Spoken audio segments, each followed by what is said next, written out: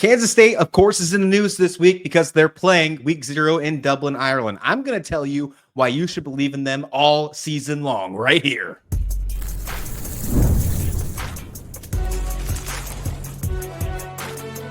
You are Locked On College Crossover, part of the Locked On Podcast Network. Your team every day. Yes, welcome on into a Locked On College Crossover. Locked On Sun Devils, Locked On Kansas State.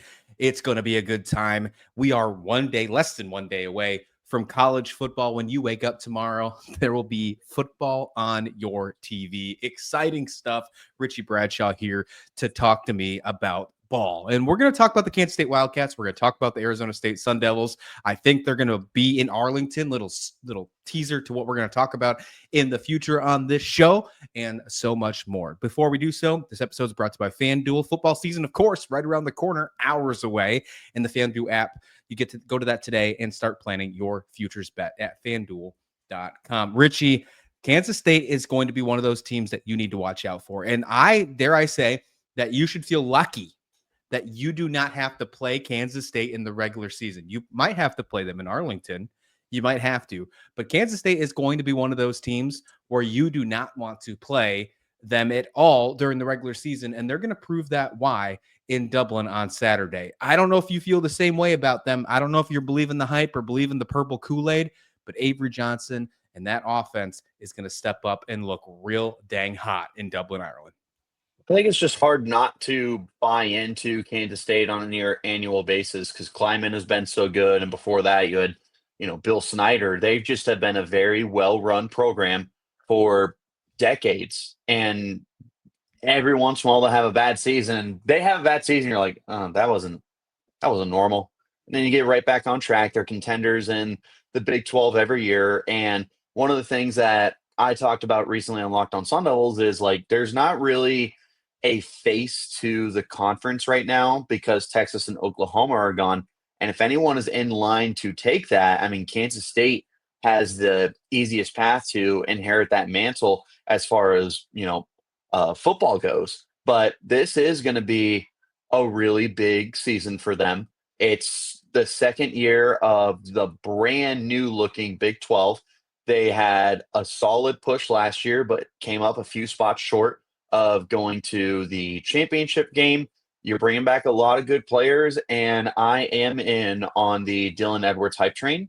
So give me Kansas State to be one of the best rushing teams in the Big 12, and I think that that's going to have a massive advantage for the teams that can run the football really good in the conference this year. So as good as the quarterback play is, I think if you have a team that can run the heck out of the football, that's really going to balance and push you over the top of teams that just have great quarterbacks, which that's more than half the league.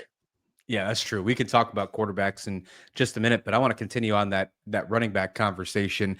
Earlier on Locked On Kansas State, on an earlier episode today, the Friday morning episode, Farmageddon Friday, Nick Maravets and myself, Locked On Cyclones host, talked about the keys to victory to the game on Saturday. And my biggest key to victory was whoever wins the rushing battle, the rushing attack in this one is going to come out on top. And you think of Avery Johnson, you think of Dylan Edwards, and a guy that no one talks about, Joe Jackson, leading that charge in the rushing attack.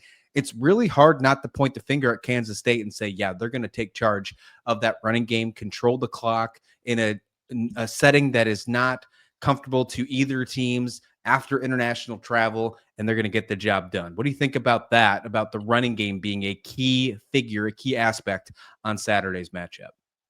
I mean, that makes a lot of sense for both teams because right now we're waiting to see how the passing games are going to look. We want to see if Avery Johnson has taken that step forward as a more efficient passer. He definitely got better as the season went on. We had all joked in the first couple games of last season that every 3 passes went something like this: a dart down the field, an incompletion, and a ball that was thrown up to the pretty girl in the second level of the stands. Like, that was not the case by the end of the season. Avery had just very much improved. So you're looking forward to what you see this year. And I know that you guys made some additions to the pass catching core. So that'll be fun. But you also have like the same exact thing going on with Iowa State, but Rocco Becht is a more proven passer. But they're having to replace 2,000-yard receivers. There was only 2 teams in college football last year that had multiple 1,000-yard receivers, Iowa State and Ohio State. So you're having to replace both of them. And I know they're really excited about the guys they brought in. And again, I'm just going to be wait and see to find out what they're going to be. But I like Rocco Becht quite a bit, and I know that they got a decent little run game back there too. But that's one of the reasons why I think I'm going Kansas State in this game is I trust that Kansas State will be able to run the ball better than Iowa State will be able to pass the ball in that game. Shout out to Will Howard there. And you brought up Rocco Becht, and you said that he is a little bit more proven than Avery Johnson. Okay, I might give you a little bit of a nod there just from what happened last year. Sure, I got it. But his completion percentage isn't much higher than Avery Johnson's was last year with Higgins and Noel, somebody who he threw 167 receptions to, both top NFL draft picks playing with the Houston Texans now. Now that you don't have 2 safeguards at wide receiver, right. You have unprovens and unknowns. Yes, there's some guys coming in the portal that do seem to have some talent. I'm not going to say they're completely a terrible wide receiver core. I'm not saying that. It's just a lot of question marks. Do you think that throws a little bit of shade at Rocco, where you're really thinking like, okay, maybe was he a good quarterback because of his talent or because of the wide receivers he had around him? Well, I don't know. I feel like that's kind of a loaded question because he's had Jaden Higgins for a handful of years, and the 2 of them had some success. And Noel was solid in 2023, and then last year he blew up. And I think that they had a really good synergy between the 2 of them, where Becht was able to get the best out of his receivers, and his receivers were able to place Becht in the best situation possible for him to be as effective as he ended up being. So it felt like a really good synergy, but now there is going to be some pressure on Rocco Becht to be able to step up and deliver as an elite quarterback. And that's really what separates these guys is you find out, are you able to elevate the talent around you, or do you get the most out of the talent around you? Because there's a drastic difference between those 2. You get to the pros, and that's like the difference between a Peyton Manning and a Joe Flacco. As much as I love my boy Flacco, he wasn't elevating anybody, but he can get the most out of his guys. Peyton Manning was making Pierre Garçon and Austin Collie household names. So back to college, this is going to be a big time prove it for Rocco Becht is you were just playing with 2 NFL receivers who were top 100 picks. Let's see if you can make the next guys stand up. And again, I know Iowa State's excited about these kids, but it's going to be up to Becht to be able to get the ball to them. And you have to create some new chemistry. I think it's fair to say that Kenny Dillingham is the up-and-coming head coach in the Big 12 and in all of college football. But when you look at Matt Campbell and you look at Chris... No, absolutely. But when you look at Chris Kleiman and you look at Matt Campbell, they are some of the mainstays in the Big 12 and some of the most tenured inside the conference. Not the most, but some of the most respected for sure. When you put the rankings out and you look at some of the conferences and the coaches, how they look, I usually see Campbell and Kleiman. It's somewhere always in the top 5, one way, shape, or form. That's a matchup we're getting for the entire world to see to start off the college football season. What do you think about that? As somebody who's just entering the Big 12, this is only year 2 for you. And obviously, I know you're a ball knower. You've been paying attention to college football across the country for years. But Kleiman and Campbell, of course, we love to talk the Johnson and Beck story. But those 2 coaches, that's a great matchup to start the season. Well, it's phenomenal. I mean, if you were to take the collection of coaches in the Big 12, it would be hard to find guys that would mesh in a great clash with each other the way that those 2 would. And you talk about tenure, a lot of the coaches that are in the Big 12 right now don't have nearly the amount of tenure that those guys have. Kenny Dillingham's only in his 3rd year. Deion Sanders in his 3rd year. Kyle Whittingham has been there a minute. He's probably the only guy off the top of my head Gundy who could be there. And Gundy. Yeah, of course. Sorry, Oklahoma State. You're like an afterthought right now. No offense. Shout out Cody Stovall.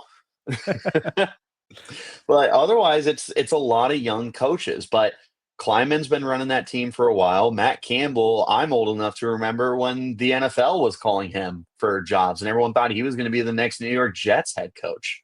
Lots of NFL talk, I guess. But I am excited for the coaching matchup. And it's so common, especially in college, to be caught up in the head-to-head player matchups. You find out that X player is going up against Y player, and they're both going to be top 5 picks, and it's amazing. But then you kind of overlook the fact that it's like, oh, well, that's two of the 20 best coaches in college football that are clashing against each other. It gets overshadowed quite a bit. So I hope that for Big 12 fans, there's more of an appreciation there, not just for a great Big 12 matchup, not just for Farmageddon, which I say I wish it was in the States. That just is a game that I think needs to be kept on campus. It has nothing to do with it being on national television. I'm happy it is. I think that there's a lot of great energy that's going to be going on the field just between the coaches. So hopefully Big 12 fans will appreciate that. My only take for that, my stance on the fact that this game is in Dublin and not Manhattan like it's supposed to be, is I'm okay with it as long as Brent Yormark comes on the screen when he's talking in the stands or whatever the case may be, because he's eventually going to have an interview during the game. And he says, you know what? I messed up. This game actually does need to be protected post 2027, something that it's not happening right now. Farmageddon is a great rivalry, and we need to make sure that they play every single year. Next up, and make it the last game of the year. And I don't even care when they play. I just want to play every single year. Give me a rivalry week. ASU and U of A can only do so much. I don't hate it. I don't hate a rivalry week, but then again, to be completely honest, I don't care if they put it on week 1, week 6, week 12. I just want to make sure they play every single year. A triple header of Territorial Cup, Duel in the Desert, Farmageddon, and Holy War to end the year in the Big 12. Come on, dude. I have no notes. No notes. That's absolute perfect. Cinema. Yeah, absolutely. I would find a way to fly a plane between games. That's exactly what I would want to do for sure. I'd have to get my pilot's license to make sure. Hey, coming up, let's talk Arizona State. Can they go back to back? Can they make it back to Arlington? That's something that no program that is currently inside the Big 12 has done in 20 years. Let's talk about that next on the Locked On College Crossover. But first, on August 26th, it's officially FanDuel's Future Day, a brand new holiday for football fans who live for bold predictions and preseason hunches. For just 24 hours, folks, FanDuel is giving you deals on NFL season predictions. So whether you're calling MVP, eyeing a long shot division winner, or ready to crown that Super Bowl champ before week 1 even kicks off, this is your moment. Richie, can your Baltimore Ravens go to the Super Bowl this year? Are you ready to crown them the champion in August and put your stuff in on FanDuel's Future Day? You ready? Well, you know what? There's no harm in just getting ready to get hurt again. And that Future Day, I've got that circled on my calendar. As a sicko, I have Future Day circled on my calendar. Well, if you're a other sicko just like Richie, make sure you circle August 26th, FanDuel Future Day, on your calendar and visit the FanDuel app today to get started your future bets now, because Futures Day is one day and one day only. FanDuel, play your game. Arizona State shocked the world last year. I don't think there's any other way to say it, Richie, but they shocked the world. They were predicted last. This is a narrative we hear over and over again, and we're probably going to stop hearing it now that the season started, but they were predicted last to finish in the Big 12 last season. Well, guess what? They did the complete opposite. They won the whole dang thing, and they were just a measly play away from defeating Texas in the college football playoffs, and what, in my opinion, was the greatest college football playoff game of the season last year. You bring back Sam Leavitt. You bring back a healthy Jordan Tyson. Yes, you're no longer with the epic running back of Cam Scatterbo, but Kenny Dillingham has some stuff up his sleeve. I love what we've heard from him this offseason, how he's been treating the offseason and making it feel like nobody cares about them winning the championship because they need to do it again. How do you feel about their chances of going back-to-back to Arlington, something that no current Big 12 team has done since the 2004-2005 season. I mean, I feel great about it. And the biggest reason why is because of everything that's coming back is everyone is so focused on Cam Scadaboo, aka the people's running back, being gone from this team. And to me, the biggest reason why is because no one saw ASU football last year because they were, bottom feeders. No one wanted to watch them. Who could blame them? They were coming off consecutive 3-win seasons. No one gave a crap about ASU until they came out of nowhere. So by the time people are scrambling to figure out what's going on with ASU, we want to be able to know what we're talking about when they pop up on ESPN. Everyone's watching Cam Scadaboo. And then going into the game, Scadaboo says, yeah, I'm the best running back in the country. So, put that microscope on him. Everyone's watching Cam Scadaboo. He wins Peach Bowl MVP. It's like, okay, yeah, no, he's good. But then they find out he's gone. He was like, oh, Arizona State's going to stink. Arizona is going to stink. Arizona State is going to stink. But I don't get it because you do return Sam Leavitt and Jordan Tyson, who are going into the year. I don't know if there is another quarterback receiver combo in the country that played with each other last year and going into this year are better. Maybe Cade Klubnik and Antonio Williams, but otherwise, all your quarterback receiver combos are pretty much switched up. No one is going to be as good as Leavitt to Tyson in my book. And those two are going to dominate. And I think people are going to realize, oh, yeah, Scadaboo's gone, but Jordan Tyson did lead college football in receiving yards for about a month and a half. He was averaging over 100 yards a game. Kansas State is very aware of how good Jordan Tyson is. They got a firsthand glimpse of it in Manhattan. So, yeah, the offense is going to be fine. They are returning so many other players offensively too, but the defense returns almost everyone. Depending on what week you looked at, because we all know that starting lineups can just vary so many different times. I have seen people that will tell you that ASU brought back 10 of 11 starters on defense. You can say that, and that's fine. I would tell you that ASU brought back almost 20 of their most rotated players from last year on defense because they rotate a lot with defensive coordinator Brian Ward. And that defense is really, really good. There are several all-conference players on there. There are several future NFL players on there. They're bringing back a team that ran the gauntlet last year, and they're being written off again. And I don't understand it. I'm normally of the opinion, if you are the reigning champion, unless something drastic happened, you should be respected as the defending champion until further notice. Like, Ohio State should be the number one team in the country, in my opinion, because they're the reigning champs and they brought back a pretty good amount of stuff, but they did lose some stuff, right? ASU should be treated as the reigning champs of the Big 12, and it certainly does not feel that way. I feel like I hear way more about Texas Tech, Spencer McLaughlin, and way more about BYU, Drake Toll, than I do about ASU. Blows my mind. Blows my tiny little mind.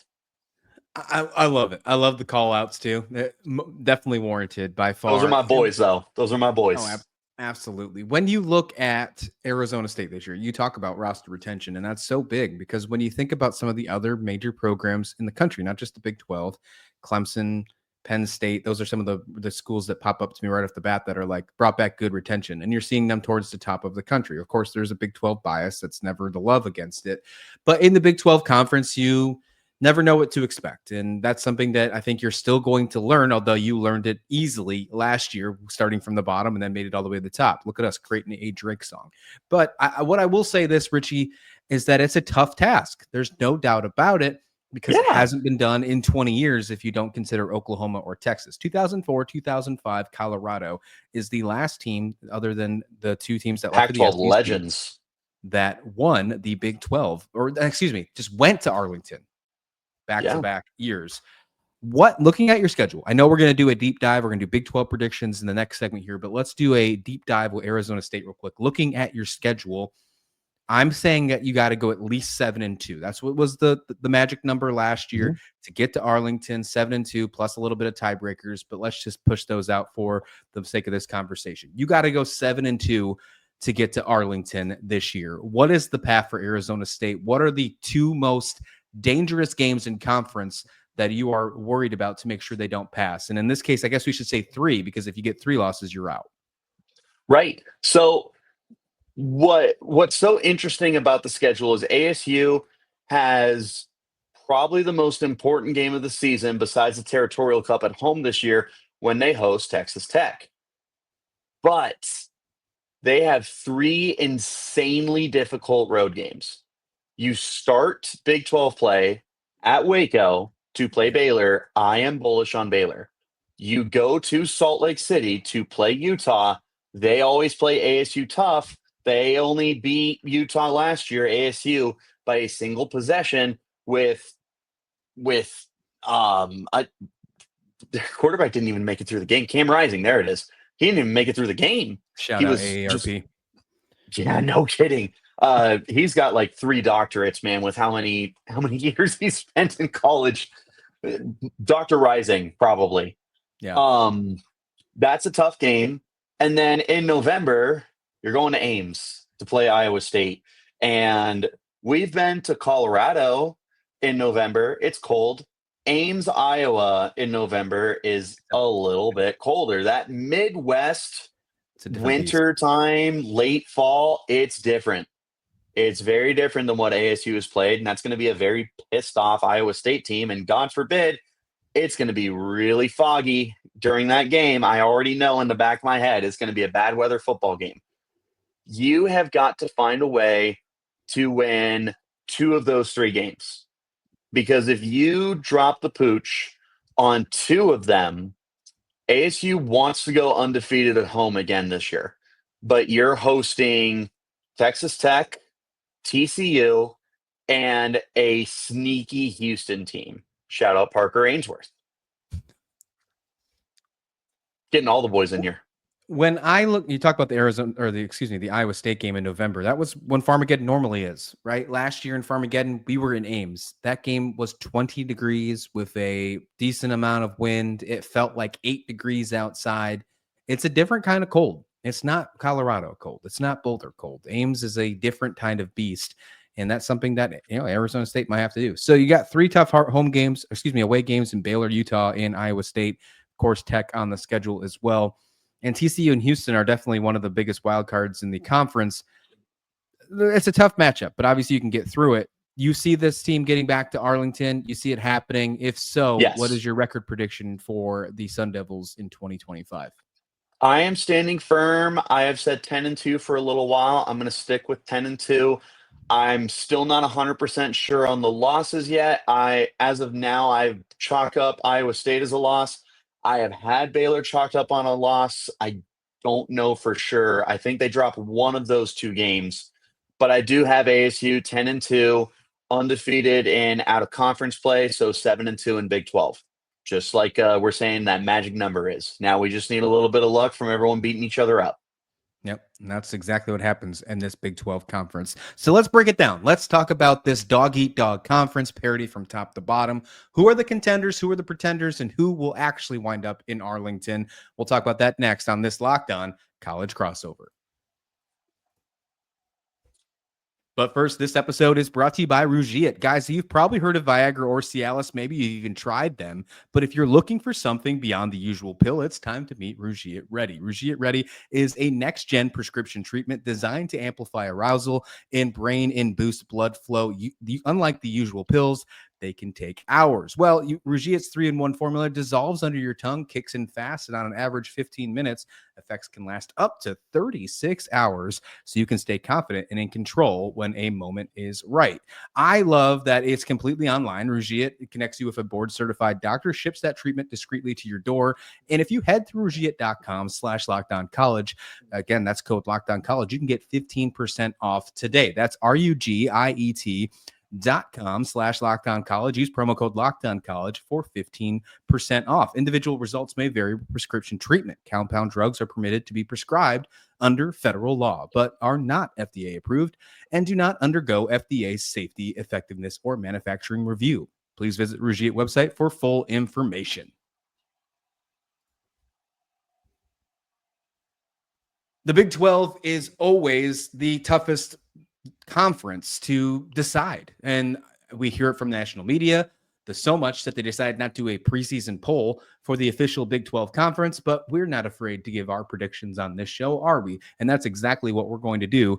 Richie, Bradshaw, Christian Rauh here, Locked On College Crossover, Locked On Kansas State, Locked On Sun Devils. I'm not going to sugarcoat it. This is the two teams that I see heading to Arlington when it's all said and done. Kansas State, Arizona State. That's the two teams that I have in. I have them both going 10-2 and 7-2 in the conference. There's going to be some tiebreakers, but I think the tiebreakers are going to fall in handy of those two teams. Arizona State finds a way to break that drought of a team going back-to-back to Arlington, and Kansas State makes it back for 2022. Before we dive in deep with the contenders and pretenders, I think you don't have the same way I do. What do you have as your Arlington matchup? You know what? I've had a long time to think about this. Back in February, it was Baylor. About a month ago, it was Texas Tech. We talked, though. I told you I think Kansas State is going to sweeten that conversation. I've been back and forth between those three. And here's what I've come down to, Christian. Baylor, really, really good football team. I'm bullish on them. Is Dave Aranda going to do it a whole year? I don't know. Texas Tech. Great looking team. They are the paper champs. They're the paper lion, the paper tiger, whatever it is. I got to see it to believe it. And I see Kansas State. Ooh. I'm like, they're proven. That's a good team. It's a talented team, well-coached team, good home field advantage. If they start off the season 1-0, which I am predicting them to take down Iowa State, I am in on Kansas State. Give me ASU, Kansas State in Arlington for the Dr. Pepper Bowl and all 23 flavors. I love it. Absolutely. I love it. That's be a heck of a matchup, and I'd be excited to see that one for sure. It can definitely happen. I can definitely vision it now. When I look at contenders and pretenders, Iowa State's in there still. I think they finish with the exact same record as Arizona State and Kansas State, 7-2 in the conference. But the tiebreakers fall away from them because they lose in Dublin on Saturday. And I also am a believer of Baylor. I think Baylor's going to be either 4th or 5th in the conference when it's all said and done, but they fall to tiebreakers as well. That's my contenders thing. On the pretenders side, Richie, I'm going to give you a little of my thoughts before I let yours. On the pretender side, I'm going to lean a little bit Texas Tech here. I think Texas Tech might be on the pretender side here. One, there's a little bit of injury concerns now with the running back. That's a cop-out. That's not what I'm going to use for a reasoning, but I think it's still fair to bring up it's valid into the conversation with Joyner, right? But Coach McGuire has yet to surpass that 9-win mark while at Texas Tech. Can he do it with all these resources? If so, I'll gladly change my tune next offseason. I'll have no problem doing that. I can eat my shorts. I got a great washing machine, and they're always clean. However, Richie, I just can't say that Texas Tech is going to be ready to do that. That's my pretender here. There's a couple other ones that I could easily say that would make a lot of sense. But with Tech being the team that everybody is rooting for and saying they're ready to go, I just can't see them as a contender just yet. Not with the way the rest of the conference looks. No, and I'm with you for Texas Tech. I do think they're closer to pretenders than contenders, but I tier that line, and I've gone back and forth. My biggest thing at the end of the day, because we see this in sports all the time, professional, collegiate, football, basketball, baseball, hockey, whatever have you, you can build a super team. It's not always going to work. I mean, we've seen super teams in sports that don't have 22 starting players, like the Miami Heat, that won 2 of 4 championships. They almost didn't win any, thanks to Ray Allen. We are going all over the place with references today, I guess. I love it, man.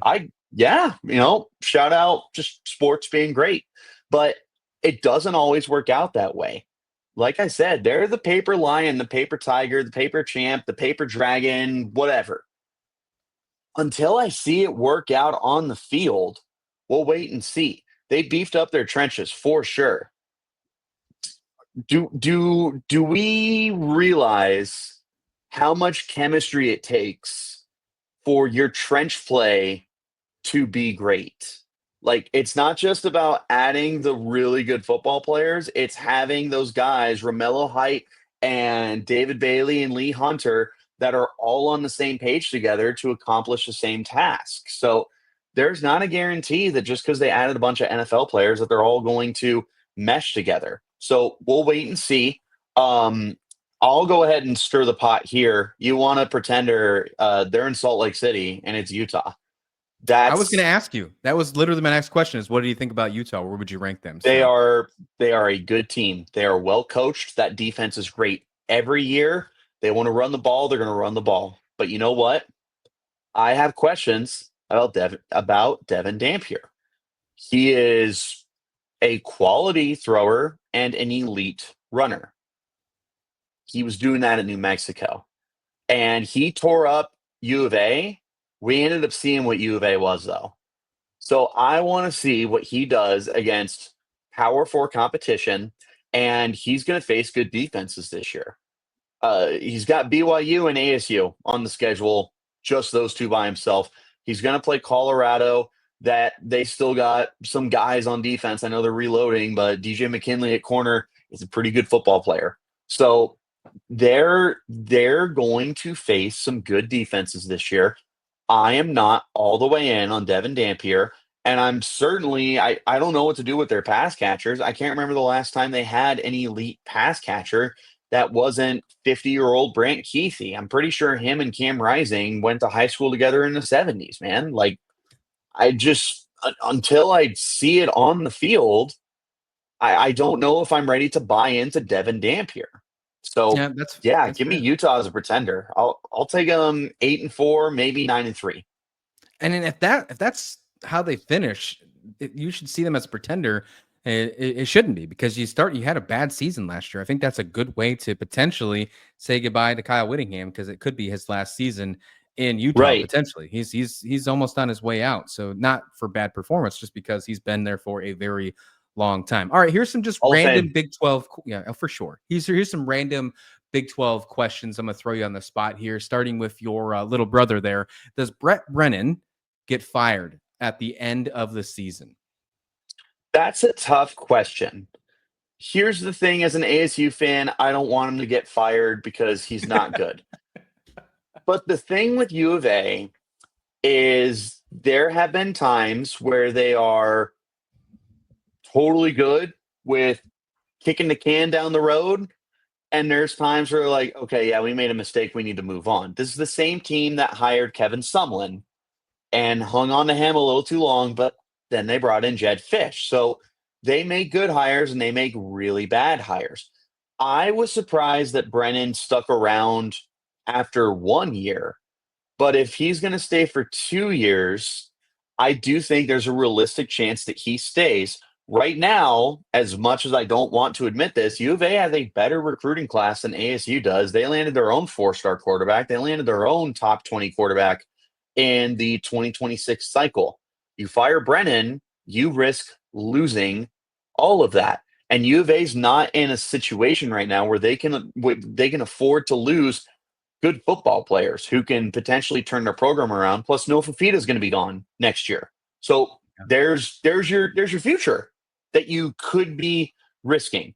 So unless U of A goes 0-12, and God willing they will, I just don't know that they will be ready to move on from Brennan. I think that you will see the typical college football style. You give a guy 3 years and then you evaluate. Okay. All right. Give him a life contract, though. I love him. There you go. Heisman Trophy candidates. Are we going to have any in the Big 12? And I think Avery Johnson could be a dark horse candidate to that. Do you have any on Arizona State or maybe anybody else in the conference that pops up to you? I mean, I'll just name a handful of quarterbacks in the Big 12. Throw in Avery Johnson because I think the touchdowns are going to be there and I think the rushing yards are going to be there. toss in Sam Levitt because he has some national attention now, and I expect big numbers from him. And toss in Sawyer Robertson because he's going to lead the Big 12 in passing yards this year. He has a great opportunity to lead the conference in total touchdowns, and Baylor's going to be a high-flying offense. I don't know what to do with their defense, but I'll tell you that Baylor's going to end up being one of the top 5, maybe top 3 highest-scoring teams in the conference. Give me those 3 quarterbacks to be in the Heisman Trophy conversation for sure. And then we'll see what else can happen because Josh Hoover's going to throw the ball around the yard too. I'm really bullish on TCU this year. So yeah, give me those 3. I have no idea how to judge TCU, but I do know Josh Hoover's going to have a really good season. All right, last question here. I had an episode earlier this week with Jake Crane from Crane and Company, and he had some interesting Big 12 predictions. He predicted 2 Big 12 teams to make the college football playoffs. Just for a caveat here, it was Kansas State and Utah. We've already talked about what we thought about Utah being a pretender, but we have Arizona State and Kansas State in the Big 12 championship game. Obviously, for this sake of conversation, that would be the 2 teams that would make it to the college football playoffs. Do you see that being a possibility? Do you see the committee, if both of them are 10-2, like we predicted, get the loser into the college football playoffs, or do they have to be 11-1 to make that happen? I think you got to be an 11-win team because Iowa State was not getting in last year, and 9-3 Alabama was that close. They want the brand names in there. And one of the problems that the Big 12 right now has is there's not a brand name. There are good, well-respected brand names. Kansas State for a very long time. Utah for the last several years. Oklahoma State, outside of last year, has typically been a well-respected program. TCU is up there. Baylor's up there. Arizona State has had more highs than lows, but they have been very up and down. There's not a program in the Big 12 right now that garners the attention and the respect that programs like Alabama do. Even Ole Miss and South Carolina were 9-3, and they had better shots to make the playoff than Iowa State did, right, wrong, or indifferent. So I think the only way the Big 12 is going to have 2 teams in this year, again, operative phrase here, right, wrong, or indifferent, is if you have 2 11-win programs. It's just so difficult right now with the bias that people have for other conferences, coupled with the bias that people have against the Big 12. Yeah, makes a lot of sense to me. I love it. All right, man. I appreciate you joining this conversation, talking the Cats, talking Sun Devils, and talking the entire Big 12. I hope you enjoy the games on Saturday, and hopefully that comes with a Kansas State win. Richie, where can everyone find you? You can find me on Twitter at RichieBrads36. That's Brads with a Z. Hit me up. Let's talk some ball. I'm always right, except when I'm wrong. But even when I'm wrong, I'm still right. Well, if he's right about Kansas State, Arizona State, I'm not going to bat an eye about it. Only Wildcats I'll be cheering for, man. Only Wildcats I'll be cheering for. That sounds good to me. All right, folks, please like the video. Please subscribe. And this has been a Locked On College Crossover.